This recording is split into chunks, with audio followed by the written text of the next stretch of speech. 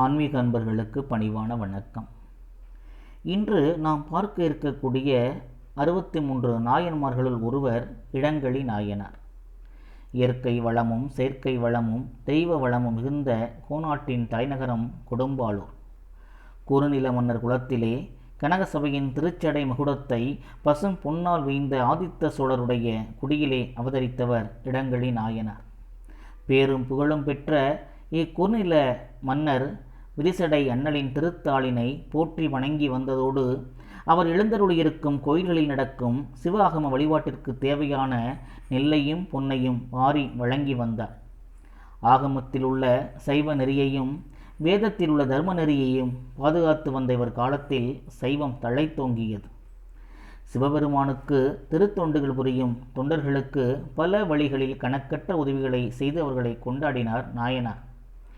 இடங்களி நாயனாரின் வெண்கொற்ற குடை நிழலில் எண்ணற்ற சிவனடியார்கள் சிவத்தொண்டு புரிந்து வாழ்ந்து வந்தனர்.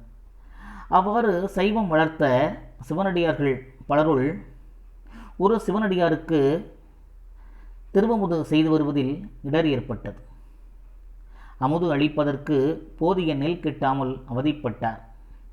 நெல் தட்டுப்பாட்டால் அவரது விருந்தோம்பல் அறத்துக்கு தடை ஏற்படும் சூழல் ஏற்பட்டது.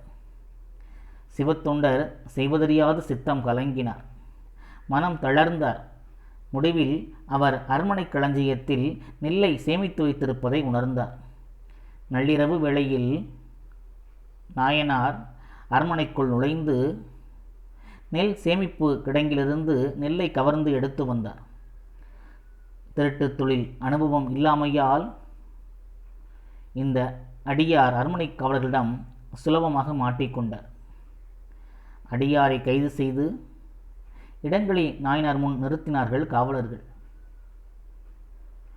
காவலர்கள் வாயிலாக விவரத்தை கேள்வியுற்ற அரசர் அடியாரிடம், ஐயனே, சிவக்கோலம் தாங்கியுள்ள தேவரீர் இத்தகைய இழிவான தொழிலை செய்ய காரணம் யாது என்று வேதனையோடு கேட்டார்.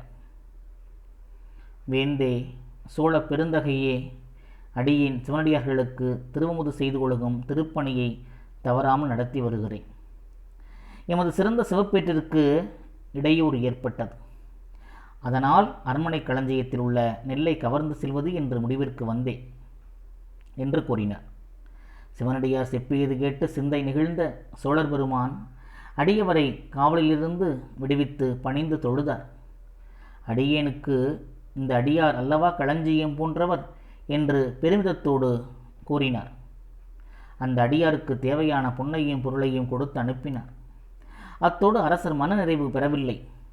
களஞ்சியத்தில் உள்ள நெற்குவியல்களையும் பொன்மணிகளையும் நமது நாட்டில் உள்ள சிவனடியார்கள் அவரவர்களுக்கு தேவையான அளவிற்கு எடுத்துச் செல்லட்டும், எவ்வித தடையும் கிடையாது என்று நகரமெங்கும் பறைசாற்றுங்கள் என்று கட்டளையிட்டார்.